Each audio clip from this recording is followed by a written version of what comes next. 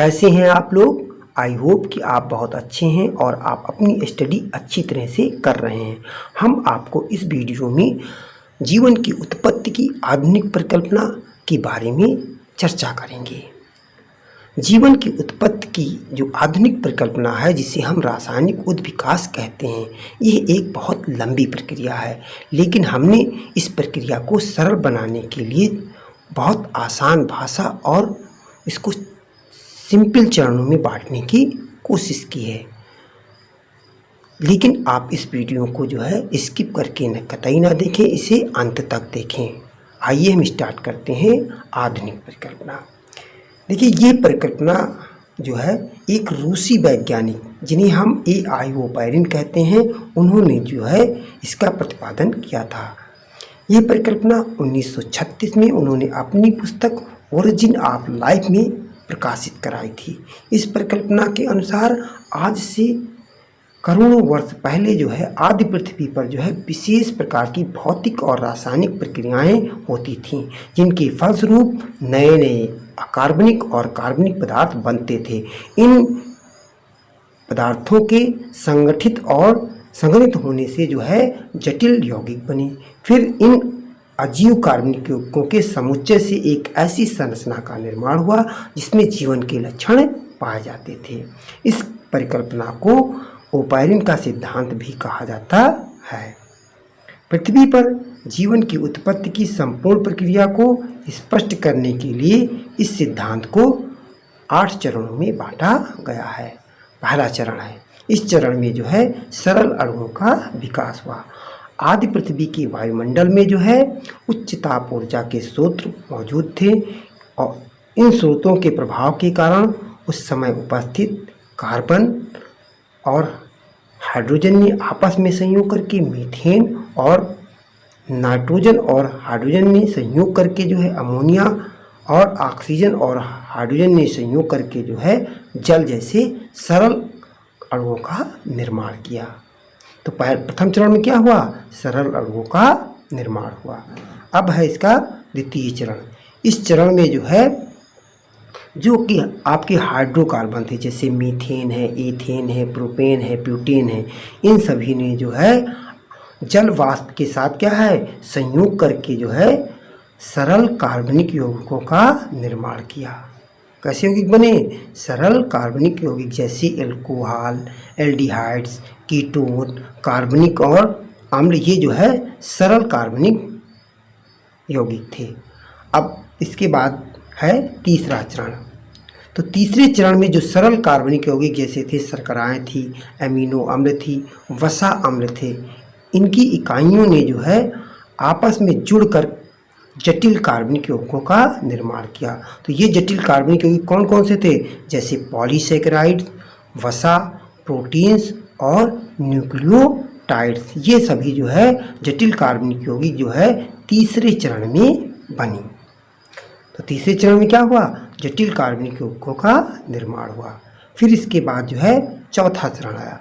चौथा चरण में बताया गया कि जो उस समय जो है प्रोटीन बने और इन प्रोटीनों ने जो है न्यूक्लियोटाइड, जिन्हें हम न्यूक्लिक अम्ल कहते हैं, तो इनसे प्रोटीन और न्यूक्लिक अम्ल ने जो है आपस में संयोग करके न्यूक्लियोप्रोटीन नामक अणुओं का निर्माण किया। किसका निर्माण किया चौथे चरण में? न्यूक्लियोप्रोटीन अणु। न्यूक्लियोप्रोटीन अणु जो है न्यूक्लिक अम्ल और प्रोटीन के अणुओं के संयोग से बना। अगला चरण है पांचवा चरण। पांचवें चरण में आज सागर के जल में कार्बनिक पदार्थों के इकट्ठा होने के कारण, पांचवें चरण में क्या हुआ कि उस समय जो है आज सागर के जल में जो है कार्बनिक पदार्थ के अणु इकट्ठा होकर के जो है कोलाइडी तंत्र बनाए और इन कोलाइडी तंत्रों ने कई कोलाइडी तंत्रों ने आपस में मिलकर के बड़े कोलाइडी तंत्र बनाया और इन्हीं बड़े कोलाइडी तंत्रों को जो है क्वेसर वेट कहा गया। क्या कहा गया? क्वेसर वेट कहा गया। इस क्वेसर वेट में जो है न्यूक्लियोप्रोटीन बीच में होती थी और जो भी जो है कार्बनिक पदार्थ थे उसको जो है एक घेरे के रूप में बाहर से घेरे रहते थे। क्या करते थे? घेरे रहते। तो इस प्रकार की संरचना को जो है हम प्रथम कोशिका कहते हैं। तो पांचवें चरण में क्या हुआ? प्रथम कोशिका का विकास हुआ। इसके बाद अगला चरण है छठा चरण। इसमें जो है स्वपोषण की उत्पत्ति हुई। क्या हुआ? स्वपोषण। तो उस समय जो है कार्बनिक पदार्थों के उपयोग से समुद्र में जो है कार्बनिक पदार्थों की कमी पड़ गई। तो जो कोशिकाएं उस समय उत्पन्न हुई थी वो कोशिकाएं अपने के जीवन की रक्षा के लिए जो है अपने विभिन्न उपायों को करने के लिए, जैसे कुछ कोशिकाएं जो थी उन्होंने मृत कोशिकाओं से अपना भोजन प्रारंभ कर दिया और कुछ कोशिकाएं जो थी दूसरी कोशिकाओं के अंदर प्रवेश कर गईं और उनसे उन्होंने जो भोजन लेना प्रारंभ कर दिया। इसके अलावा कुछ कोशिकाएं ऐसी थी जिनमें जो है क्लोरोफिल नामक पिगमेंट का विकास हुआ, जिसकी वजह से जो है प्रकाश की उपस्थिति में फोटोसिंथेसिस हुई और उन्होंने अपना भोजन बनाना चालू कर दिया। तो इसी को जो है हम स्वपोषण कहते हैं। क्या कहते हैं? जब कोशिकाओं ने अपना भोजन प्रारंभ, तो स्वपोषी कोशिकाएं जो है छठे चरण में बनी, मतलब स्वपोषण की उत्पत्ति हुई। अगला है सातवां चरण। सातवें चरण में क्या हुआ कि जो सातवें चरण में स्वपोषण के कारण उस समय के वायुमंडल में जो है प्रकाश संश्लेषण की क्रिया के फलस्वरूप जो है ऑक्सीजन गैस का विकास हुआ और इस ऑक्सीजन गैस ने मीथेन से अपक्रिया करके कार्बन डाइऑक्साइड बनाया और अमोनिया से अपक्रिया करके जो है नाइट्रोजन गैस बनाया और ऑक्सीजन के अणुओं ने जो है सोलर रेडिएशन की उपस्थिति में जो है ओजोन का निर्माण हुआ। इस तरह से जो है आधुनिक वायुमंडल का जो है निर्माण जो है सातवें चरण में जो है AIOPACIN ने बताया कि सातवें चरण में जो है आधुनिक वायुमंडल का निर्माण हुआ, जिसमें जो है नाइट्रोजन, ऑक्सीजन और जो है कार्बन डाइऑक्साइड गैसें मौजूद थी। फिर इसके बाद है आठवां चरण। कौन सा चरण है? आठवां चरण। तो इसमें जो प्रोकैरियोटिक कोशिकाएं बनी थी उसमें जो है ऑक्सीशोषण की क्षमता विकसित हो गई, जिसके कारण ये कोशिकाएं जो है यूकैरियोटिक कोशिकाओं में बदल गई और इन यूकैरियोटिक कोशिकाओं से जो है एक कोशिकीय जीवों का विकास हुआ।